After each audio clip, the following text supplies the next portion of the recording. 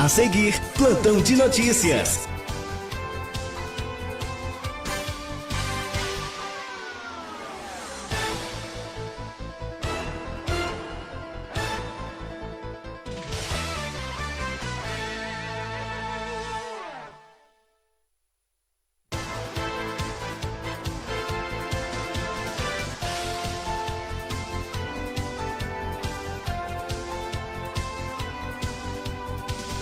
A seguir, plantão de notícias.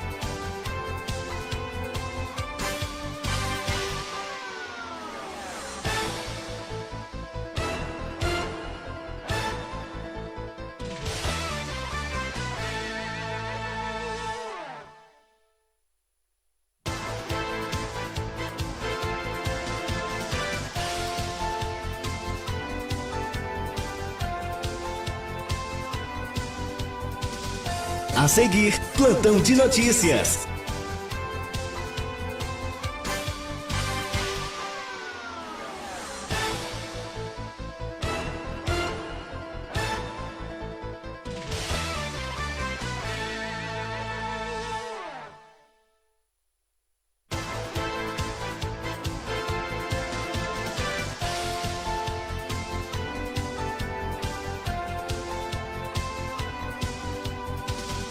A seguir, plantão de notícias.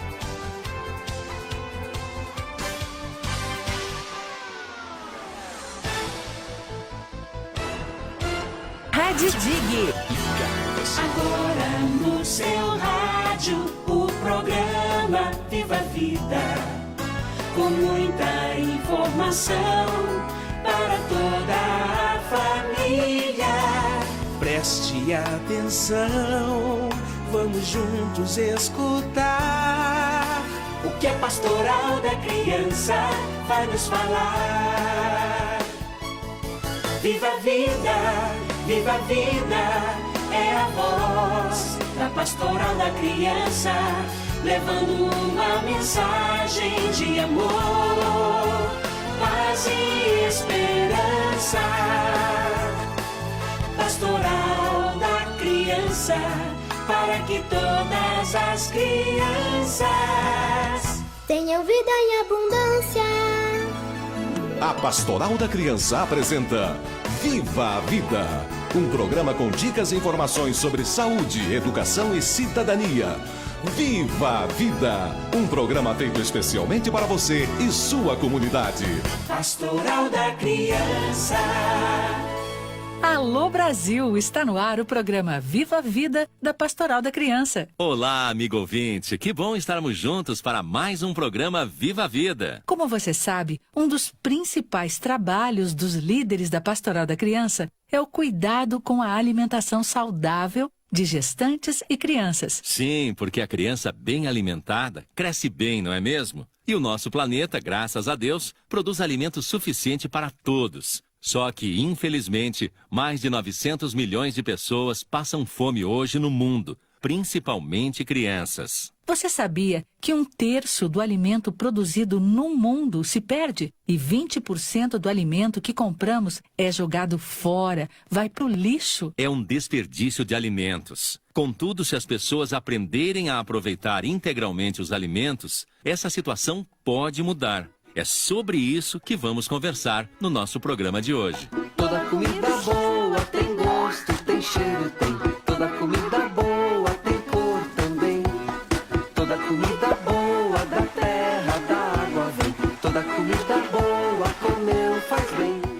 Ter uma família bem alimentada é a preocupação de todos. E no Brasil, isso deveria ser possível para todos, pois o Brasil é um dos maiores produtores mundiais de alimentos. Então, por que há tantas pessoas sem acesso a uma alimentação de qualidade e em quantidade suficiente? Para sabermos mais sobre como podemos aproveitar integralmente os alimentos e colaborar para evitar o desperdício, nós vamos conversar agora com a Paula Pisato, nutricionista da Coordenação Nacional da Pastoral da Criança. Paula, o que é o aproveitamento integral dos alimentos? É aproveitar o alimento como um todo, utilizando todas as partes dele, desde a polpa, as folhas, as cascas talos e, em alguns casos, até as sementes. Quais os benefícios do aproveitamento integral dos alimentos, Paula? São vários os benefícios que o aproveitamento integral dos alimentos nos proporciona. Desde o maior consumo de nutrientes, já que muitas vitaminas, minerais e fibras estão contidos justamente nas partes que normalmente nós jogamos fora do alimento. A casca da banana, por exemplo, contém muito mais fibra, potássio do que a polpa.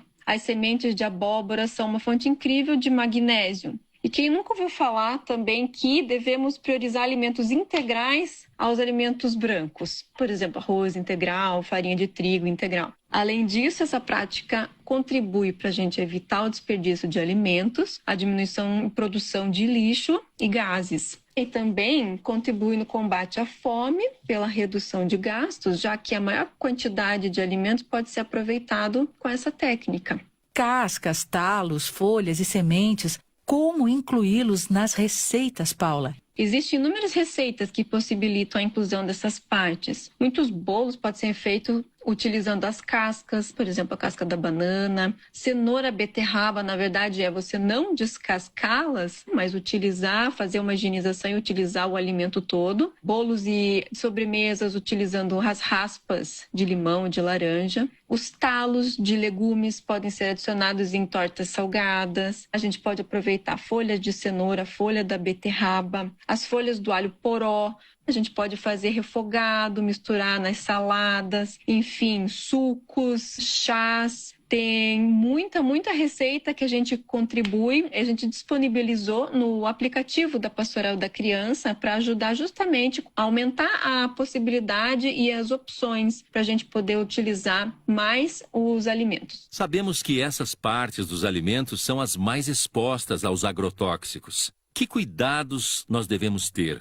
Precisamos higienizar muito bem os alimentos para matar os germes, os micro-organismos que causam intoxicação alimentar. Normalmente a gente consegue isso com água sanitária, que é ela que vai matar os micro-organismos. Então, sempre separar as folhas, lavá-las em água corrente, colocar um pouco de molho na água sanitária, depois enxaguá-las para que sejam prontas para consumir. A opção para quem quer comer alimentos livres de agrotóxicos ainda é para partir para os orgânicos. Procurar na região onde vive os produtores que não utilizam venenos, pesticidas. E uma outra opção, claro, é porque não fazemos a nossa própria horta caseira. Sempre importante lembrar de aproveitar aqueles alimentos que são da época, porque eles têm menos chance de estar contaminados com os agrotóxicos, porque eles estão na sazonalidade, na época que convém eles a amadurecerem, a produzir seus frutos, e os alimentos da própria região.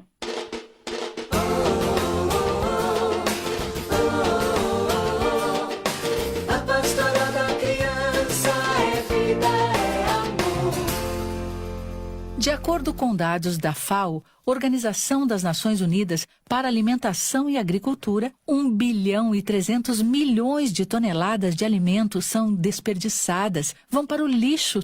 Paula, como podemos evitar o desperdício? Podemos evitar o desperdício de diversas formas. Uma delas é planejando nossas compras. Comprar o que é necessário, o que será utilizado nos próximos dias, especialmente quando trata-se de alimentos perecíveis, que estragam mais rápido, como frutas e verduras. Armazená-los adequadamente, evitando deixá-los em locais muito quentes e úmidos, que facilitariam a proliferação de fungos e estragariam mais rápido. Olhar diariamente a despensa, o que foi refrigerado, para aproveitar o que sobrou do almoço, por exemplo, no jantar, ou no máximo no dia seguinte, e não deixar nenhum produto vencer e jogar fora. Então a gente tem que estar sempre no controle, dessa circulação dos alimentos dentro da nossa cozinha. Paula, e qual é a importância das hortas para uma boa alimentação? Ter uma horta caseira facilita com que a gente use alimentos frescos e nutritivos na nossa alimentação do dia a dia. Os mais utilizados como temperos, salsinha, cheiro verde, cebolinha, coentro, que a gente sempre utiliza na alimentação, é tão mais fácil quando eles estão ali disponíveis de fácil acesso.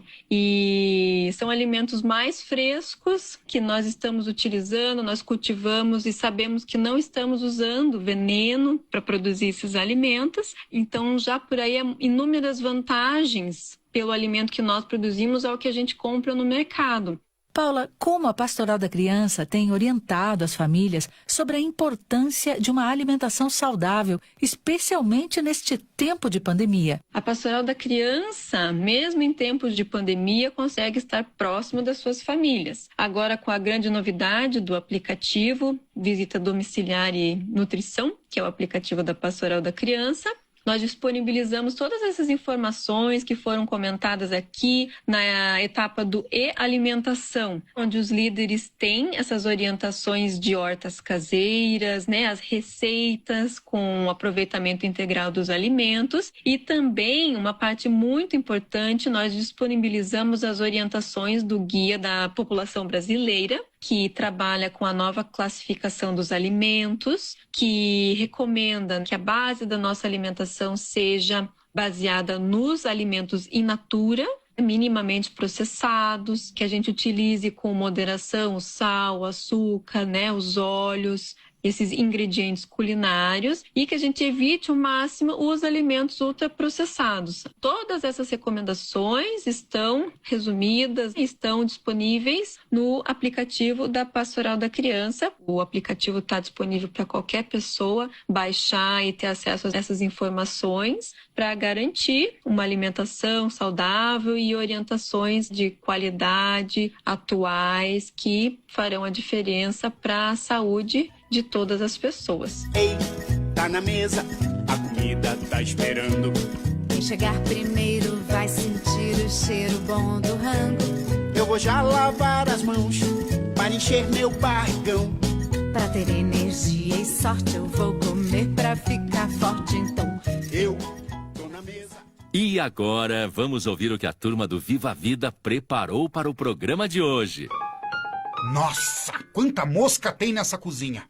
Nessa casa, você quer dizer? Ai, eu não sei mais o que fazer. O jeito é se acostumar com elas. E com esse calor, elas aumentam ainda mais. Sim, mas será que não tem como a gente se livrar delas?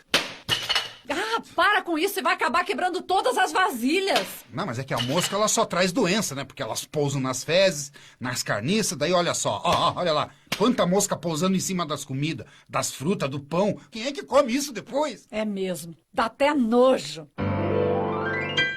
Vamos conversar com a irmã Veneranda da Silva Alencar, coordenadora nacional da Pastoral da Criança. Irmã Veneranda, na sua opinião, como é que nós podemos ajudar a combater a fome? É triste, mas também real. Em pleno 2021, continuamos a falar da fome que assola milhares de lares brasileiros. Eu digo triste porque eu sei o sentimento de uma mãe, de um pai que olha os filhos com fome e não tem o que pôr na mesa. O desespero que dá quando passam os dias e o bocadinho de alimento que se tem ainda vai se acabando, apesar de tanta economia. De outro lado, a gente vê tanta divulgação de como o Brasil é potente na área da agricultura. Mas há muita gente acordando e dormindo com fome. E a gente sabe como a fome prejudica as gestantes e o desenvolvimento das crianças. Por isso, a Pastoral da Criança não mede esforço para promover ações de solidariedade e projetos de combate à fome. Através de seus líderes, leva em todas as comunidades a consciência da partilha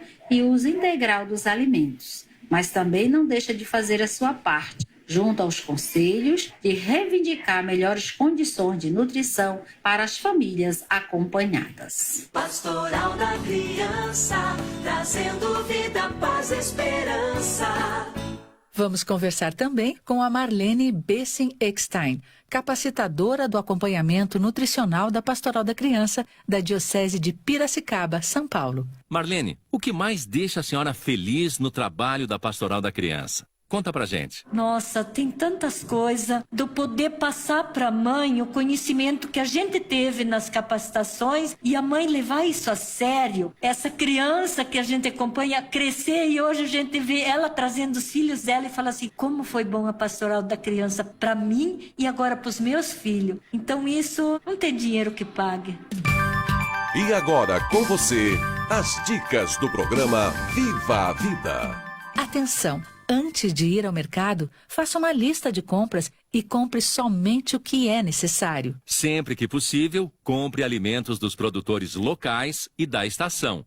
Prefira alimentos naturais e sem conservantes. Viva a vida!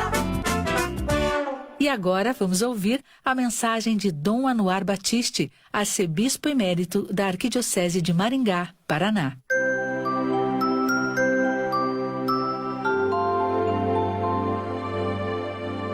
Aquele que perseverar até o fim será salvo. Acreditar e fazer. Pedir a Deus a luz, a força do Espírito Santo para que possamos realizar a obra que é salvar vidas. Que Deus, nosso Pai, derrame sobre todos nós e sobre todos os voluntários e voluntárias, líderes da Pastoral da Criança do nosso querido Brasil e fora do Brasil, a sua bênção. Em nome do Pai, do Filho e do Espírito Santo. Amém. Na nossa horta tudo é transformação. É do trigo que se faz o pão. As raízes são delícias enterradas pelo chão. Levar legumes para a sopa do jantar. Arroz com feijão pra almoçar. Generosa nossa terra tem tanto pra ofertar. É isso aí, gente. O nosso programa está chegando ao fim. Obrigada a todos pelo carinho da audiência no Viva a Vida de hoje. Visite o nosso site www.pastoraldacriança.org.br. Fica aqui o convite para que você esteja conosco no próximo programa. Tchau, pessoal, e até lá!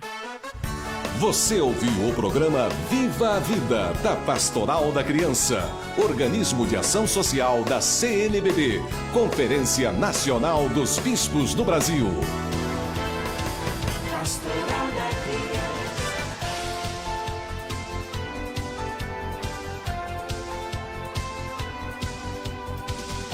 A seguir, plantão de notícias.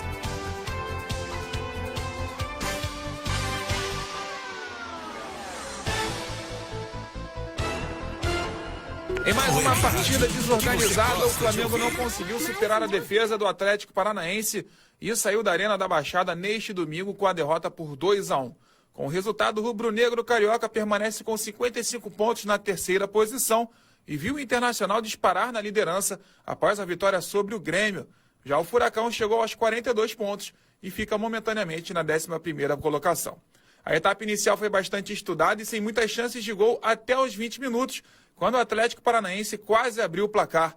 Carlos Eduardo apareceu pela direita e chutou cruzado. O goleiro Hugo espalmou para o meio da área. A bola sobrou para Renato Kaiser na marca do pênalti. Ele dominou e finalizou forte, mas o goleiro do Flamengo salvou. 4 minutos depois, o Furacão fez o primeiro. Nova jogada pela direita com Nicão. Ele cruzou na segunda trave para Abner, sem marcação, bater de primeira para estufar a rede dos visitantes. O Atlético continuou melhor na partida e por pouco não ampliou em uma jogada muito parecida com a do gol. Abner apareceu novamente pela esquerda após cruzamento e chutou para Hugo operar um milagre. Mesmo jogando mal, o Flamengo conseguiu um empate aos 33 minutos. Arrascaeta cobrou falta pela direita e Gustavo Henrique subiu sozinho para cabecear e deixar tudo igual. Cada equipe teve mais uma chance na primeira etapa. O Flamengo com Gabigol em chute cruzado que Santos defendeu com tranquilidade. Já o Furacão quase fez o segundo aos 42 minutos. Renato Kaiser finalizou de cabeça, cruzamento da direita e Hugo salvou o rubro-negro carioca.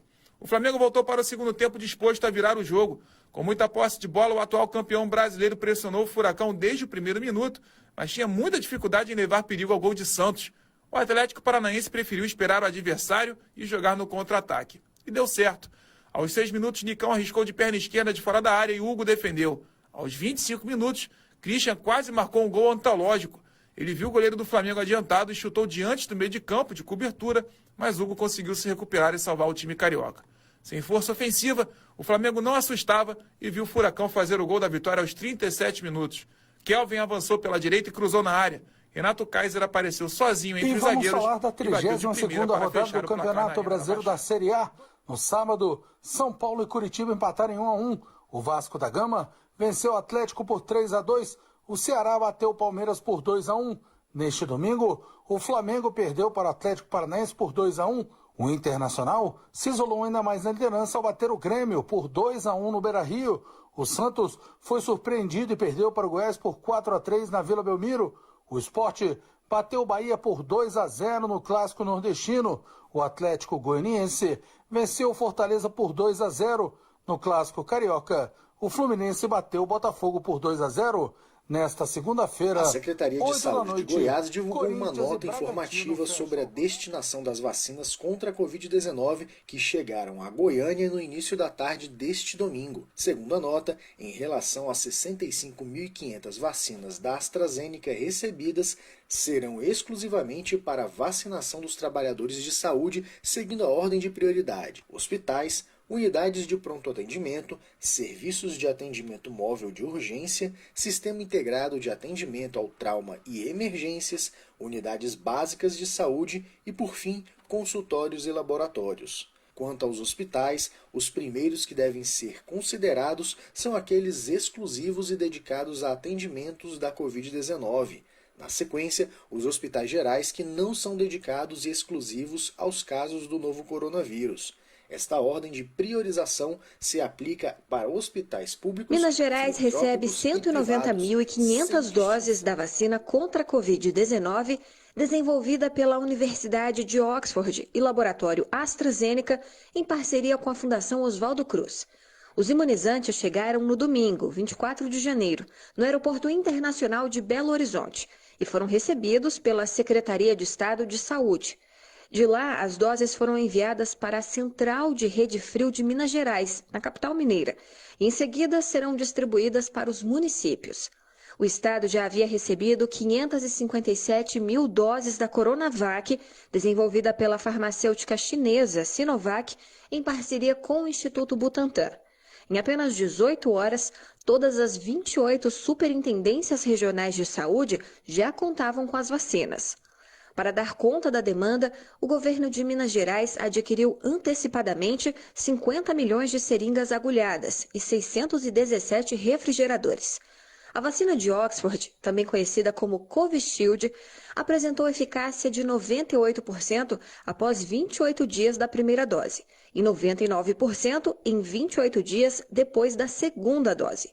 Já entre os indivíduos com alguma comorbidade, a eficácia... Preservar o meio ambiente não é só uma preocupação dos governantes. É um dever de todas as pessoas que podem contribuir para que os impactos ambientais diminuam. As pequenas atitudes podem fazer uma grande diferença. Vivemos em uma época onde as catástrofes naturais são consequências do que o homem trouxe para a modificação da natureza. Nossa saúde está integrada ao meio ambiente. Por isso, se estiver sendo castigado, a sobrevivência de todos os seres vivos estará ameaçada, inclusive a nossa. Por isso, vamos valorizar e preservar. Já está disponível todo para download uma nova para versão do Prontuário Eletrônico do Cidadão, do ESUS APS. A versão 4.1.7 traz diversas melhorias que vão auxiliar as equipes de saúde a organizar a rotina de trabalho. A Confederação Nacional dos Municípios divulgou nota em que reforça a importância de as gestões locais de saúde atualizarem o sistema. Entre as novidades da nova versão do prontuário estão a possibilidade do registro de vacinação contra a Covid-19 e um módulo de acompanhamento de condições de saúde dos pacientes. Além disso, o sistema vai permitir o redesign de módulos do cidadão, lista de atendimentos, lotes de imunobiológicos, configuração de AD e unificação de cadastros. Será possível também a transmissão de prescrições de medicamentos e encaminhamentos para o centralizador nacional. A vacina da AstraZeneca com a Oxford já começou a chegar em solo brasileiro. Os quase 2 milhões de doses fazem parte do lote fabricado na Índia pelo Instituto Serum. O uso emergencial dessa vacina já foi autorizado pela Agência Nacional de Vigilância Sanitária, a Anvisa. A agência já confirmou a eficácia do imunizante, que ficou em pouco mais de 70%. Essa eficácia serve para medir a taxa de sucesso na prevenção contra a Covid-19, comparada a quem recebeu o placebo, que é uma vacina que usa substâncias inativas. Amazonas, Ceará, Distrito Federal, Minas Gerais e Rio de Janeiro já receberam as doses. Cada estado vai definir o início da campanha de vacinação e tem previsão para começar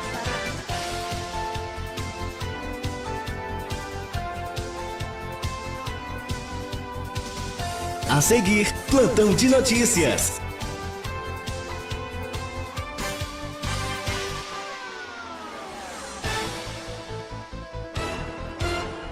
O Ministério da Saúde está realizando uma consulta pública para definir recomendações para a implementação da Política Nacional de Promoção da Saúde no âmbito da atenção primária à saúde. A população poderá opinar sobre uma série de recomendações publicadas no Portal da Saúde até esta quarta-feira, 27 de janeiro. A promoção da saúde consiste num conjunto de estratégias focadas na melhoria da qualidade de vida da população na coletividade. O documento base contém 104 indicações de melhorias, divididas em 4 categorias prioritárias: equipe atenção primária à saúde, equipe atenção primária à saúde mais gestão da atenção primária à saúde, gestão da atenção primária à saúde, comitê gestor intersetorial e o comitê gestor intersetorial mais gestão da atenção primária à saúde. Cada ação indicada no documento, sobre qual a população pode opinar, foi elaborada por um time de especialistas de todas as partes do Brasil. São pesquisadores, professores, gestores e trabalhadores da saúde, incluindo técnicos do Ministério Público Federal e a Defensoria Pública da União emitiram uma nota pública na última sexta-feira sobre a vacinação contra a Covid-19 de populações em vulnerabilidade. O texto solicita a ampla imunização prioritária para indígenas, quilombolas e ribeirinhos. Os órgãos ressaltam que esses povos estão em situação de extrema vulnerabilidade e alto risco de complicações relacionadas à doença. A nota destaca ainda que as vacinas constituem um importante meio de enfrentamento da Covid-19, sem se esquecer da relevância dos conhecimentos tradicionais dos povos indígenas e outras comunidades. O documento pede ainda a verificação junto aos profissionais de saúde de toda e qualquer informação ou notícia que desacredite ou conteste a garantia e a segurança das vacinas, para evitar a propagação das Rádio Dig. Começa nesta segunda-feira a distribuição da vacina desenvolvida pela Universidade de Oxford e pelo laboratório AstraZeneca aos municípios do estado. O lote vai ser direcionado a trabalhadores de saúde, com prioridade aos que atuam na linha de frente de combate à Covid-19. Os imunizantes chegaram ao estado na manhã deste domingo. No total foram entregues 116 mil doses da vacina. A distribuição para as 18 coordenadorias regionais de saúde vai ser feita por transporte rodoviário e aéreo. Segundo o governo estadual, somadas mais de 341 mil unidades da Coronavac recebidas na última semana, já são cerca de 457 mil. A prática de exercícios é extremamente importante para a saúde física do nosso corpo. Assim como a água tem uma função importante para o organismo, se exercitar é indispensável para manter a musculatura em movimento, gastar energia e fortalecer os ossos e articulações. Além de ajudar na diminuição do estresse, melhora no fluxo de sangue ao cérebro e redução da ansiedade. Praticar exercícios regularmente previne todos esses problemas e também ajuda na recuperação de depressão e autoestima, que são muito comuns na sociedade. Mova-se, viva uma vida feliz. As doses da vacina da farmacêutica AstraZeneca e da Universidade de Oxford chegaram até Pernambuco na madrugada deste domingo. As 84 mil doses destinadas ao estado desembarcaram à 00:30 no Aeroporto Internacional de Recife, Guararapes, em Gilberto Freire. No Aeroporto Internacional de Recife, Guararapes, os imunizantes foram levados para a Central de Armazenamento de Vacinas da Secretaria Estadual de Saúde, onde foram recebidos pela Superintendência de Imunização do Estado. De acordo com os dados da última sexta-feira, mais de 34 mil pessoas que fazem parte do público prioritário da primeira fase foram imunizadas contra a Covid-19 em Pernambuco. Deste total, 28.712 eram trabalhadores da saúde, sendo 5.298 profissionais que atuam nos hospitais do governo de Pernambuco. 3.265 são indígenas, 2.278 são idosos institucionalizados e 81 pertencem... Praticar atividade física regular estimula e mantém a saúde do corpo, além de estabilizar e proteger o condicionamento mental. Pessoas fisicamente ativas têm menos risco de doenças do coração, como insuficiência cardíaca, diabetes e doenças respiratórias. Seja futebol, basquete, vôlei ou natação. Escolha um esporte que você... A distribuição da vacina desenvolvida pela Universidade de Oxford e pelo laboratório AstraZeneca nesta segunda-feira. Um lote com 27.500 doses do imunizante chegou na madrugada deste domingo ao Aeroporto Internacional Zumbi dos Palmares, em Maceió. Essas doses devem ser direcionadas a idosos a partir de 85 anos. Na última semana, as 102 cidades alagoanas já haviam recebido mais de 25 mil doses da vacina Coronavac, produzida pelo Instituto Butantan em São Paulo, em parceria com a farmacêutica chinesa Sinovac. Até o final da tarde de sábado, mais de 12 mil profissionais de saúde... O IEL Goiás está com 623 vagas de estágio abertas em todo o estado, para as mais variadas áreas de atuação. As oportunidades contemplam os estudantes de nível superior, técnico e médio. O estado tem o maior número de vagas em 23 cidades, e as bolsas variam de R$ 250 a R$ 1.500. Uma oportunidade para os estudantes começarem o ano ingressando no mercado de trabalho. As vagas disponíveis são para os municípios de Anápolis, Catalão, Ipameri, Goiânia, Jandaia, Goianira, Ouvidor, Inhumas, Aparecida de Goiânia, Senador Canedo, Bela Vista de Goiás, Jataí, Indiara, Acreúna, Córrego do Ouro, Itumbiara, Formosa, Cidade Ocidental, Padre Bernardo, Valparaíso de Goiás, Lusiânia, Águas Lindas de Goiás e Rio Verde. Para o professor do curso de Administração do Centro Universitário IESB, Marco Lucinda, o estágio é uma oportunidade de o aluno conhecer melhor a sua futura atividade e escolher uma área de atuação, além de criar contatos profissionais importantes para o futuro. Sabemos que muitos dos jovens, dos alunos que eles fazem estágio, eles acabam sendo contratados e se não são contratados, eles recebem indicação do responsável pelo estágio para outros empregos. Então é uma excelente oportunidade dele fazer o network dele. Informações detalhadas sobre as vagas disponíveis e as inscrições devem ser feitas por meio do site do IEL Goiás. Por meio do Programa Nacional de Estágio, o IEL oferece 914 vagas de estágio abertas está em com 9 51 estados. vagas abertas para estudantes das áreas de Técnico em Segurança do Trabalho, Administração, Análise de Desenvolvimento de Sistemas, Tecnologia em Gestão Comercial, Direito, Ciências Contábeis, Secretariado Executivo, Enfermagem, Engenharia Ambiental, Recursos Humanos, Comunicação Social e também para alunos do ensino médio. O superintendente do IEL, Mauro Santos, destacou a importância do estágio como porta de entrada no mercado de trabalho. Pesquisas mostram que mais de 50% dos estagiários são efetivados no local onde está prestando o programa de estágio. E estagiário é importante para o estudante porque ele também faz network, Ele conhece outros profissionais, pessoas que serão importantes na sua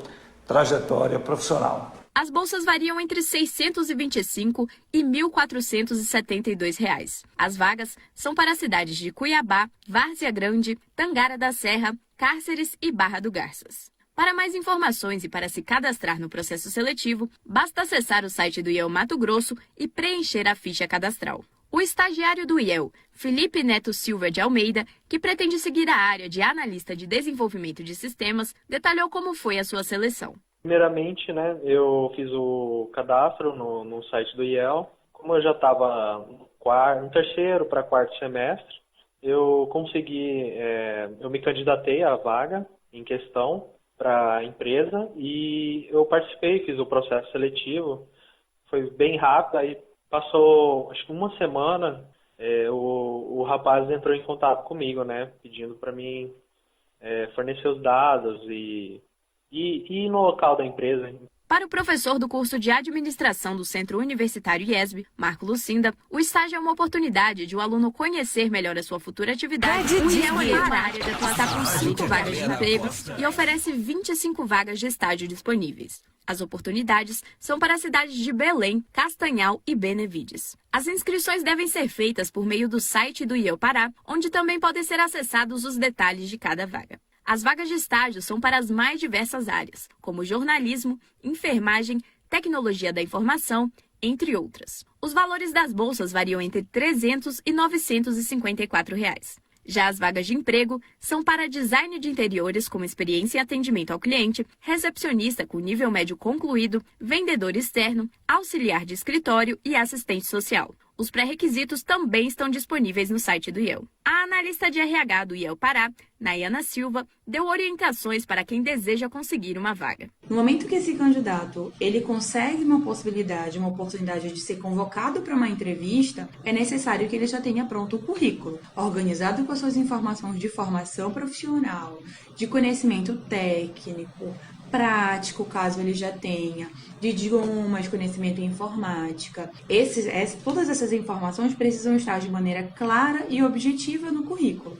Estudante de administração, Gabriel Diniz é estagiário do sistema FIEPA. Em sua primeira experiência profissional, ele contou que o trabalho tem ajudado a aplicar melhor seus conhecimentos e o relacionamento com os colegas o tornou até menos introvertido. A teoria que eu sou passado na faculdade, eu tenho aplicado aqui, eu tenho recebido muitas orientações de vários profissionais que têm me ajudado muito. Para o professor do curso de administração do Centro Universitário IESB, Marco Lucinda, o estágio é uma oportunidade de o aluno conhecer melhor sua futura atividade e escolher uma área de atuação. 8 vagas abertas de estágio para estudantes nas áreas de engenharia civil e engenharia de produção civil, além de vagas que contemplam também jovens do ensino médio e estudantes dos cursos técnicos em administração, automação industrial, eletrônica, eletrotécnica, eletromecânica, informática e manutenção automotiva. Os estágios são oferecidos nos municípios de Belo Horizonte e Contagem.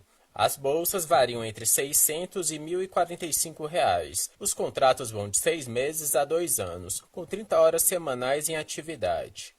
Para a gerente de educação executiva do IEL, Reijane Almeida, o estágio é uma oportunidade do estudante alcançar um lugar mais competitivo no mercado de trabalho. Mais do que ter uma bolsa, óbvio, né? Ele tem um desenvolvimento, um amadurecimento e a grande oportunidade de iniciar a sua carreira. Então, o estágio realmente é algo muito primoroso, né? É uma grande oportunidade. Nós temos a responsabilidade de ajudar aí os jovens a serem inseridos nesse mercado de trabalho. E para o jovem é uma grande oportunidade de aprender e de já chegar com certa experiência, né? Daqui a pouco nas outras posições de carreira. Para o professor do curso de administração do Centro Universitário IESB, Marco Lucinda, o estágio é uma oportunidade do aluno conhecer melhor sua futura atividade e escolher uma área de atuação, além de criar contatos profissionais importantes para o futuro. Sabemos que muitos dos jovens, dos alunos que eles fazem estágio, eles acabam sendo contratados, e se não são contratados, eles recebem indicação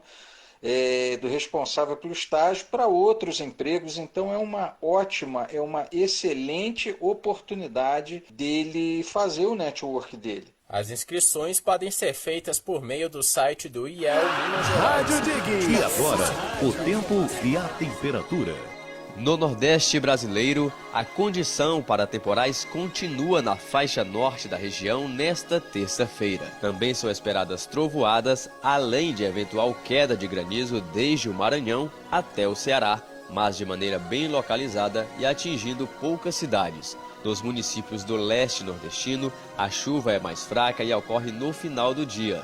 A temperatura na região pode variar entre 15 e 33 graus. Em todo o Nordeste, os índices de umidade relativa do ar variam entre 30% e 100%. As informações são do Somar Meteorologia. Marquezinho Araújo, o tempo e agora, e o tempo e a temperatura. Nesta terça-feira, 26 de janeiro, a previsão de chuva forte e volumosa em boa parte do sul do país, com risco de transtorno, como alagamentos e deslizamentos sobre o Rio Grande do Sul e Oeste, Sul e Serra de Santa Catarina. Deve chover ainda de forma significativa no sudoeste paranaense, também com risco para temporais.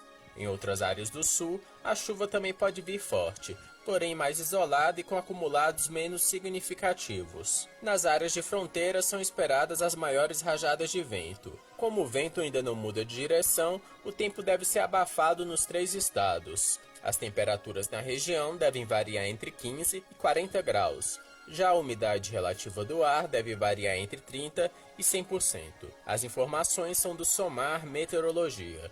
Paulo Oliveira. O Tribunal de Justiça de São Paulo suspendeu a cobrança do IPVA 2021 para pessoas com deficiência que haviam sido contempladas com a isenção em 2020. A decisão da última sexta-feira ocorreu após um decreto estadual ter alterado os critérios de isenção, retirando mais beneficiados. A lei estadual de dezembro do ano passado havia mudado as normas sobre a cobrança de IPVA para pessoas com deficiência. A legislação só permitia a isenção para 2 casos. No primeiro, para moradores do estado com deficiência física severa ou profunda que permita a condução de veículo adaptado. No segundo, para pessoas com deficiência física, visual, mental, intelectual severa que impossibilite a condução do veículo. Porém, o Tribunal de Justiça entendeu que o decreto criava discriminação indevida entre os motoristas com deficiências, prejudicando aqueles que possuem deficiência grave ou severa, mas que não necessitam de veículo adaptado.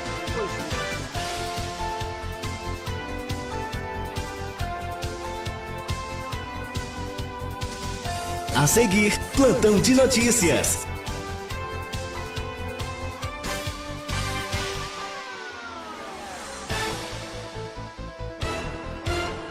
O setor industrial do município de Aracruz, cidade a cerca de 80 quilômetros de Vitória, no Espírito Santo, é o 7º melhor do país para se investir. É o que mostra a pesquisa Melhores Cidades para Fazer Negócios 2.0, da Urban Systems, publicada em dezembro do ano passado. O estudo analisou dados e indicadores de 326 municípios brasileiros, todos com mais de 100 mil habitantes. Luiz Soares Cordeiro, conselheiro da Federação das Indústrias do Estado do Espírito Santo, afirma que a boa localização da cidade, próxima a aeroporto, porto e diversidade no parque industrial, aliados à articulação da classe empresarial e da própria federação, junto a autoridades públicas, posicionam o município entre os melhores do Brasil para se fazer negócio. Aracruz agora, com esse resultado de 7º lugar na pesquisa, sem dúvida alguma, vai atrair mais negócio e mais investimentos para o nosso município. Estamos honrados com essa colocação nessa importante pesquisa.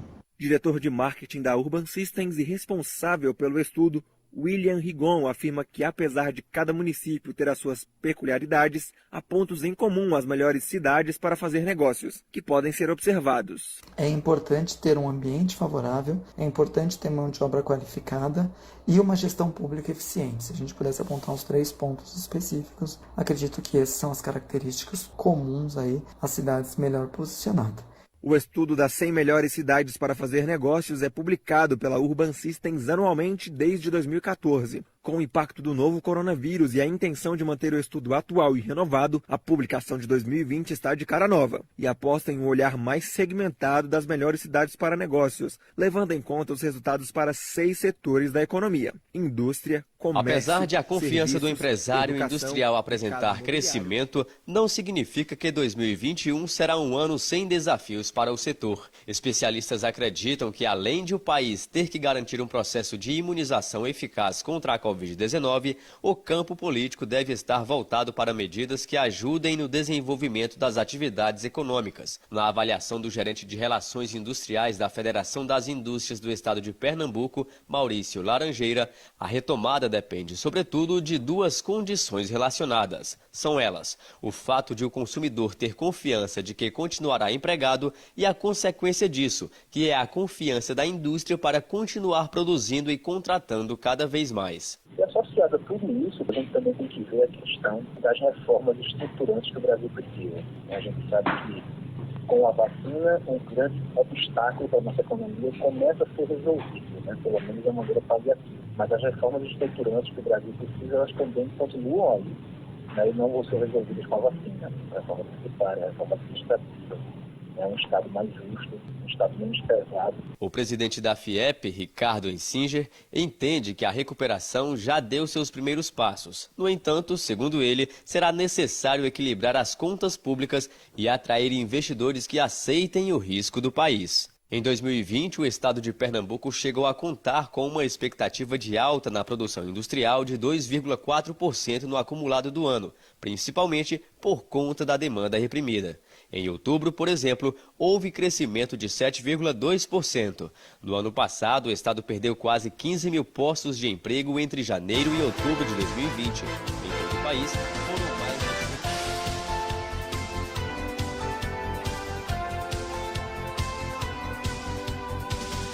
A seguir, Plantão de Notícias.